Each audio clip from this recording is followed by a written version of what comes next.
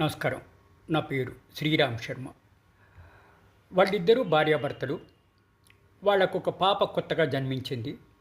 దురదృష్టవశాత్తు వాళ్ళు విడిపోయారు, విడాకులు తీసుకున్నారు. ఈ పాపకి ఇంటి పేరు ఎవరిది పెట్టాలి? తల్లిది పెట్టాలా, తండ్రిది పెట్టాలా? పాప ఇప్పుడు మైనర్ పాప తల్లి దగ్గరుంది. తండ్రి ఇంటి పేరు పెట్టాలి, ఇంటి పేరు మార్చడానికి వీల్లేదు అని అధికారులు అంటే ఇంక చేసేది లేక కలకత్తా హైకోర్టులో ఛాలెంజ్ చేసింది ఆవిడ. పాప నాతో ఉంటుంది, తండ్రి విడిపోయాడు, రేపు ఫ్యూచర్ అంతా కూడా నేనే పోషించాలి, కాబట్టి నా ఇంటి పేరు పెట్టడమే భావ్యం, అందుకని నా ఇంటి పేరు పెట్టేటట్టుగా ఆదేశాలు ఇవ్వాలి అంటే ఇరుపక్షాల వాదనలు విన్న గౌరవ Calcutta high court single judge justice Gaurav Kant ఆదేశాలు ఇచ్చారు మున్సిపల్ బర్త్ సర్టిఫికేట్ అధికారులకి.